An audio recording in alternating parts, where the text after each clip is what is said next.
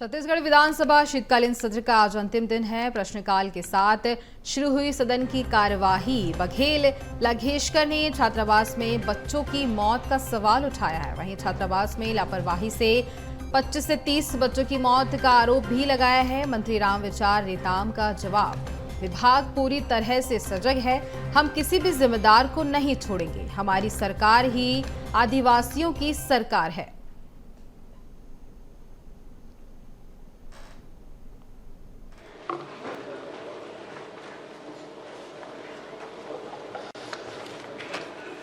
अध्यक्ष महोदय, हमारे माननीय सदस्य का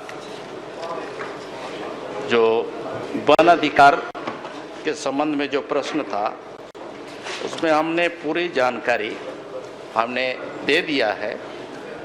और जहां तक दुरुपयोग की बात है तो दुरुपयोग के बारे में अभी कोई हमारे पास इसकी शिकायत नहीं आई है। आप अगर शिकायत देंगे तो निश्चित ही उसको हम दिखवा लेंगे।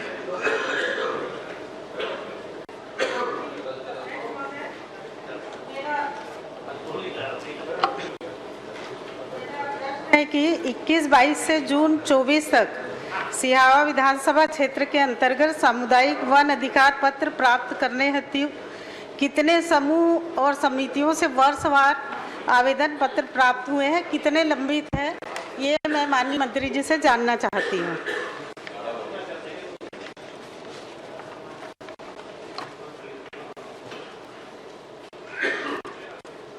हमने जहां तक नगरीय सिहावा के बारे में आपने प्रश्न किया है, 30 जून 2024 तक व्यक्तिगत वन अधिकार हेतु कितने आवेदन प्राप्त हुए, तो मैं इसकी जानकारी हमने दिया है कि 8,87,591 आवेदन प्राप्त हुए और व्यक्तिगत वन अधिकार हेतु प्राप्त आवेदनों में से इसकी जानकारी हमने दिया है कि वन अधिकार के 30 जून 2024 तक कुल आवेदन 9,39,528 आवेदन प्राप्त हुए और इसमें व्यक्तिगत वन अधिकार हेतु और भी डिटेल अगर जानकारी चाहें तो मैं सभी का मैं दे दूं। माननीय अध्यक्ष महोदय, मैंने कितने लंबित है ये पूछा है माननीय मंत्री जी, कितने प्रकरण लंबित है? अभी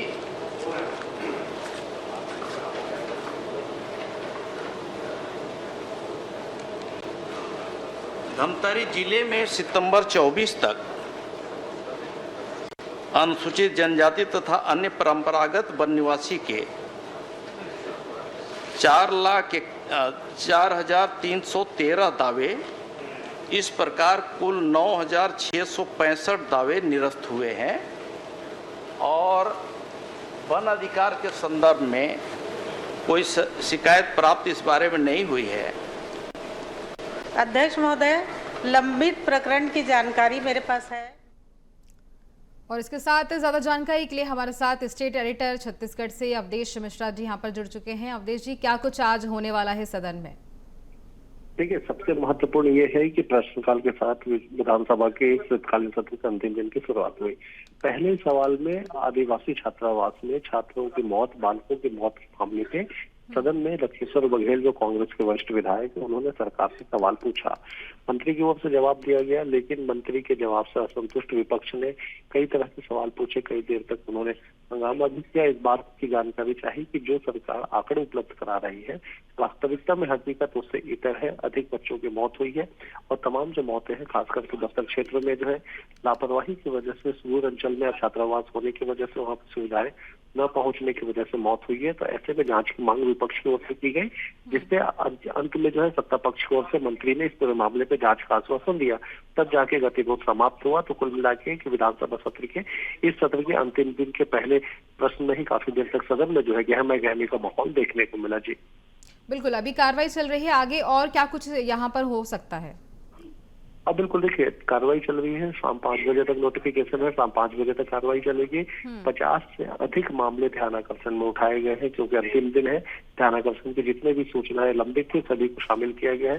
4-5 ध्यानाकर्षण पे संभवतः चर्चा हो जाएगी। संशोधन विधेयक भी जो है सरकार लेके आने वाली है, जिसमें विजय शर्मा उप मुख्यमंत्री है, जो पंचायत ग्रामीण विकास मंत्री है, उन्होंने छत्तीसगढ़ राज्य पंचायत संशोधन अध्यादेश 2024 को जो है पटल पे रखेंगे। इसके अलावा दयालदास बघेल जो खाद्य मंत्री है, उनके द्वारा भी जो खाद्य एवं पोषण सुरक्षा अधिनियम 2012 की धारा 19 और 30 के अंतर्गत सूचनाएं जो प्राप्त हुई है उसका पटल पे रखेंगे।